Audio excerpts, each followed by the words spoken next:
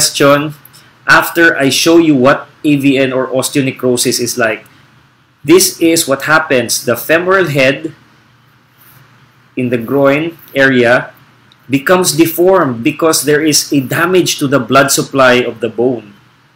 From a normal rounded hip, it becomes a severe arthritis po. And when it is severe, that is the time that we do a total hip replacement if there is severe arthritis so that you can walk again properly and get quality of life. You can travel again, go back to sports. But again, if we can catch it early, you may not need a hip replacement.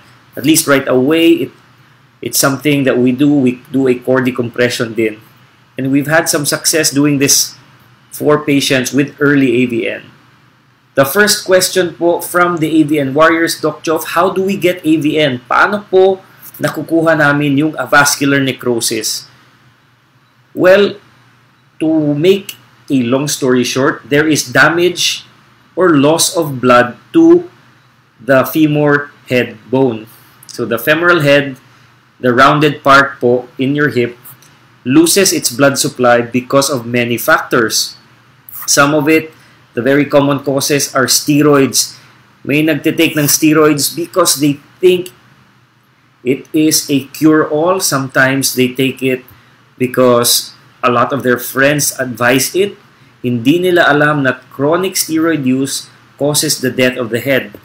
And it is also a side effect if you have mga inflammatory arthritis. Chronic steroid use can also cause a vascular necrosis or AVN of the head.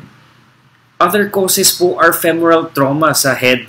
If you've had an accident and the bone is broken, if it is not fixed properly, or even if it's fixed properly, may chance pa rin po that the bone can die. And again, bone death because of the disruption of the blood supply is again a vascular necrosis or AVN po. Other causes are deep sea diving, yung tinatawag na Caisson's disease. It can also disrupt yung blood supply to the femoral head. There is alcoholism, so it's not just the liver that is destroyed by alcohol, it's also the blood supply to the femoral head. Smoking is another factor. I've had a very young smoker na patient. He takes 2 packs per day and now he has severe arthritis on the hip and is limping. There are metabolic causes and other diseases in the blood, lymphomas that can cause clotting disorders and again a vascular necrosis. So ito po yung unang question from the AVN Warriors group. And if you are someone with AVN, join the group and always consult your doctor. Please do not self-medicate with steroids po. It's going to be a fast way for you to get a vascular necrosis or AVN of the hip. We do have a chat group. Message us if you want to join the chat group po. We have members from all over the Philippines. So, and for those who are asking how they can contact me, I'm here in Cebu. It's my only clinic.